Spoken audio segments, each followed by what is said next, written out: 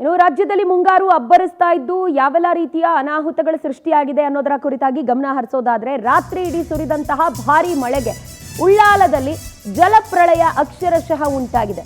ಉಳ್ಳಾಲದಲ್ಲಿ ನೂರಾರು ಮನೆಗಳಿಗೆ ನೀರು ನುಗ್ಗಿದ್ದು ಕೃತಕ ಪ್ರವಾಹ ಸೃಷ್ಟಿಯಾಗಿದೆ. ಇನ್ನು ಪ್ರತ್ಯೇಕ ಪ್ರಕರಣದಲ್ಲಿ ಬಾಲಕಿ ಸೇರಿದಂತೆ ಇಬ್ಬರು ಮಳೆಯಿಂದಾಗಿ ಸಾವನ್ನಪ್ಪಿದ್ದಾರೆ. ಮಕ್ಕಳು ಸೇರಿದಂತೆ ಮೂವರು ಮಣ್ಣಿನಾಡಿ ಸಿಲುಕಿರುವಂತಹ ಶಂಕೆ ಕೂಡ ವ್ಯಕ್ತವಾಗಿದ್ದು ಬೆಳ್ಮಣ್ ಬಳಿ ಮನೆಯ ಕಾಂಪೌಂಡ್ ಕುಸಿದು ಬಾಲಕಿಯೊಬ್ಬಳು ಕಣ್ಮುಚ್ಚಿದ್ದಾಳೆ. ಮೋಂಟೆ ಪದವು ಎಂಬಲ್ಲಿ ಗುಡ್ಡ ಜರಿದು ಮಹಿಳೆಯೊಬ್ಬರು ಸಾವನ್ನಪ್ಪಿದ್ರೆ ಬೆಳ್ಮದಲ್ಲಿ ನೌಶಾದ್ ಅನ್ನೋರ ಪುತ್ರಿ ಫಾತಿಮಾ ನಯೀಂ ಸಾವನ್ನಪ್ಪಿದ್ದಾರೆ. ಮನೆಯ ಹಿಂಬದಿಯ ತಡೆಗೋಡೆ ಕುಸಿದು ಈ ದುರಂತ ನಡೆದಿದೆ ಅನ್ನುವಂತ ಶಂಕೆ ಇದ್ದು ಮನೆಯ ಕೊಠಡಿಯ ಕಿಟಕಿ ಬಿದ್ದು ಬಾಲಕಿ ಫಾತಿಮಾ ಸಾವನ್ನಪ್ಪಿದ್ದಾರೆ. ರಾಜ್ಯದಲ್ಲಿ ಮಳೆ ಸೃಷ್ಟಿ ಮಾಡ್ತಿರುವಂತಹ ಅವಾಂತರ ಒಂದೆರಡಲ್ಲ. ಮುಂಗಾರು ಈಗ ಆಲ್ರೆಡಿ ಎಂಟ್ರಿ ಕೊಟ್ಟಿದ್ದು ಅಬ್ಬರಿಸಿ ಬೊಬ್ಬಿರಿತಾ ಇದ್ದಾನೆ ಮಳೆರಾಯ. ಪ್ರತಿನಿತ್ಯವೂ ಕೂಡ ಕೃತಕ ಪ್ರವಾಹ ಸೃಷ್ಟಿಯಾಗುವಂಥ ಆತಂಕ ಎಲ್ಲೆಡೆ ಮನೆ ಮಾಡ್ತಾ ಇದೆ. ಬರೀ ಬೆಂಗಳೂರಿಗೆ ಮಾತ್ರ ಕೃತಕ ಪ್ರವಾಹ ಅಂತಲ್ಲ, ಮಂಗಳೂರಲ್ಲೂ ಅದೇ ಹಣೆಬರ, ಕೊಡಗಿನಲ್ಲೂ ಅದೇ ಹಣೆಬರ. ಯಾಕೆ ಅಂದರೆ ಮೂಲ ಸೌಕರ್ಯಗಳ ಅಭಿವೃದ್ಧಿ ನ್ಯಾಯವಾಗಿ ಆಗಿಲ್ಲ. ಹಾಗಾಗಿ ಕೃತಕ ಪ್ರವಾಹ ಸೃಷ್ಟಿಯಾಗುತ್ತೆ. ಇದರ ಜೊತೆಗೆ ಕಂಟಿನ್ಯೂಸ್ ಆಗಿ ಮಳೆ ಆಗ್ತಾ ಇರೋದ್ರಿಂದಾಗಿ ಗೋಡೆಗಳೆಲ್ಲ ಕೂಡ ಶಿಥಿಲಗೊಳ್ತಾ ಇರುತ್ತೆ. ಹಾಗಾಗಿನೇ ಗೋಡೆ ಕುಸಿತ ಆಗೋದು, ಮನೆಯಲ್ಲಿದ್ದಂಥವರು ಸಾವನ್ನಪ್ಪೋದು, ಈ ಘಟನೆಗಳು ಪದೇ ಪದೇ ಮರುಕಳಿಸ್ತಾ ಇದೆ. ಸದ್ಯ ಮಂಗಳೂರಿನ ಉಳ್ಳಾಲದ ದೃಶ್ಯವನ್ನು ನಾವು ಗಮನಿಸ್ತಾ ಇದ್ದೀವಿ. ಮನೆಗಳಿಗೆ ನೀರು ನುಗ್ಗಿದೆ. ಪ್ರತ್ಯೇಕ ಪ್ರಕರಣದಲ್ಲಿ ಒಟ್ಟು ಮಕ್ಕಳು ಸೇರಿ ಮೂವರು ಮಣ್ಣಿನಡಿ ಸಿಲುಕಿದ್ರೆ ಅನೇಕರು ಪ್ರಾಣ ತೆರುವಂತಹ ಸಂದರ್ಭ ನಿರ್ಮಾಣ ಆಗ್ತಾ ಇದೆ.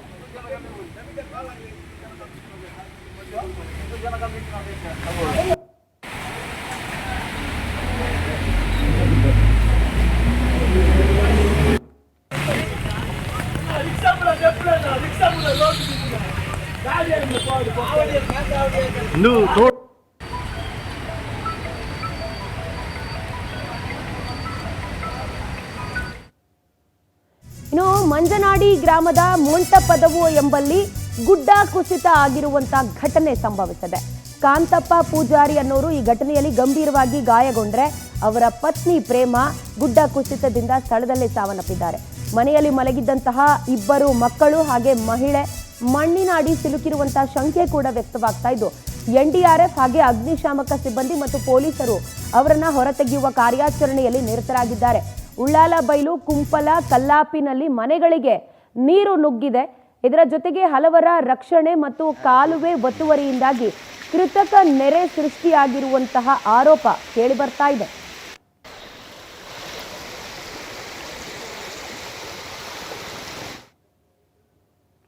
ಈ ಬಗ್ಗೆ ಹೆಚ್ಚಿನ ಡೀಟೇಲ್ಸ್ ಕೊಡೋದಕ್ಕೆ ನಮ್ಮ ಮಂಗಳೂರು ಪ್ರತಿನಿಧಿ ಗಿರಿಧರ್ ಶೆಟ್ಟಿ ನಮ್ಮೊಂದಿಗೆ ಫೋನ್ನಲ್ಲಿ ಕನೆಕ್ಟೆಡ್ ಇದ್ದಾರೆ. ಗಿರಿಧರ್, ಮಂಗಳೂರಿನಲ್ಲಿ ಮಳೆ ಸೃಷ್ಟಿ ಮಾಡ್ತಿರುವಂತಹ ಅವಾಂತರಕ್ಕೆ ಅನೇಕರು ಮಣ್ಣಿನಡಿ ಸಿಲುಕೋದು ಜೊತೆಗೆ ಪ್ರಾಣ ತೆರುವಂತ ಘಟನೆಗಳು ಸಂಭವಿಸ್ತಾ ಇದೆ, ಮರುಕಳಿಸ್ತಾನೆ ಇದೆ. ಈಗ ಸದ್ಯಕ್ಕೆ ಲಭ್ಯ ಆಗ್ತಿರುವಂತಹ ಅಪ್ಡೇಟ್ ವಿವರಿಸೋದಾದ್ರೆ?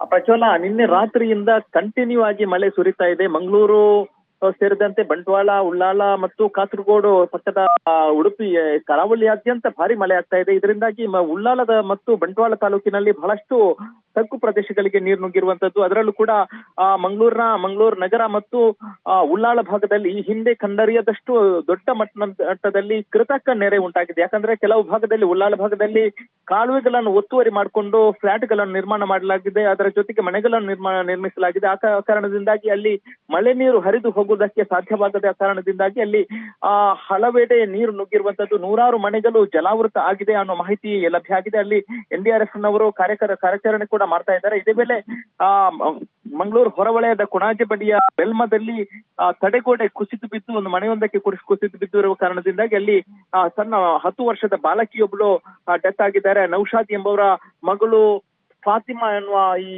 10 ವರ್ಷದ ಒಂದು ಬಾಲಕಿ ಡೆತ್ ಆಗಿದ್ದಾರೆ, ಸಾವನ್ನಪ್ಪಿದ್ದಾಳೆ ಅನ್ನೋ ಮಾಹಿತಿ ಲಭ್ಯ ಆಗಿದೆ. ಅದರ ಜೊತೆಗೆ ಮಂಜನಾಡಿ ಬಳಿಯ ಮೊಂಟೆಪದವು ಎಂಬಲ್ಲಿ ಗುಡ್ಡ ಜರಿದು ಬಿದ್ದಿದೆ. ಒಂದು ಮನೆಯೊಂದರ ಮೇಲೆ ಗುಡ್ಡ ಜರಿದು ಬಿದ್ದ ಕಾರಣದಿಂದಾಗಿ ರಾತ್ರಿ ವೇಳೆ ಈ ಒಂದು ಘಟನೆ ನಡೆದಿದೆ. ಕಾಂತಪ್ಪ ಪೂಜಾರಿ ಅವರು ಗಂಭೀರ ಗಾಯಗೊಂಡಿದ್ದಾರೆ. ಅವರ ಪತ್ನಿ ಪ್ರೇಮ ಎನ್ನುವರು ಸ್ಥಳದಲ್ಲೇ ಸಾವನ್ನಪ್ಪಿದ್ದಾರೆ. ಅವರ ಸೊಸೆ ಮತ್ತು ಇಬ್ಬರು ಮಕ್ಕಳು ಮಣ್ಣಿನಡಿ ಸಿಲುಕಿದ್ದಾರೆ ಅನ್ನೋ ಮಾಹಿತಿ ಕೂಡ ಲಭ್ಯ ಆಗಿರುವಂತದ್ದು. ಸದ್ಯಕ್ಕೆ ಅಲ್ಲಿ NDRF ಮತ್ತು ಅಗ್ನಿಶಾಮಕ ದಳದವರು ಕಾರ್ಯಾಚರಣೆ ಕೂಡ ಮಾಡ್ತಾ ಇದ್ದಾರೆ. ಅವರ ಸ್ಥಿತಿ ಹೇಗಿದೆ ಅನ್ನೋದು ಇನ್ನೂ ಕೂಡ ಗೊತ್ತಾಗಿಲ್ಲ. ಇದು ಮಂಜನಾಡಿ ಕೊಣಾಜೆ ಠಾಣೆ ವ್ಯಾಪ್ತಿಯ ಮಂಜನಾಡಿಯಲ್ಲಿ ನಡೆದಿರುವಂತಹ ಘಟನೆ. ಮತ್ತೆ ಆಸುಪಾಸಿನಲ್ಲಿ ಬಹಳಷ್ಟು ಕಡೆ ನೆರೆ ನೀರು ನುಗ್ಗಿರುವಂತದ್ದು. ಮಂಗಳೂರು ಮತ್ತು ಬಂಟ್ವಾಳ ಭಾಗದಲ್ಲಿ ಬಂಟ್ವಾಳ, ಮಂಗಳೂರು ಮತ್ತೆ ಉಳ್ಳಾಲ ಭಾಗದಲ್ಲಿ ಇವತ್ತು ಶಾಲೆ ಕಾಲೇಜುಗಳಿಗೆ ದಿಢೀರ್ ರಜೆ ಕೂಡ ಘೋಷಣೆ ಮಾಡಲಾಗಿದೆ. ನಿನ್ನೆ ರಾತ್ರಿಯಿಂದ ನಿರಂತರವಾಗಿ ಮಳೆ ಆಗ್ತಾ ಇದೆ ಪ್ರಜ್ವಲ ಈ ಭಾಗದಲ್ಲಿ.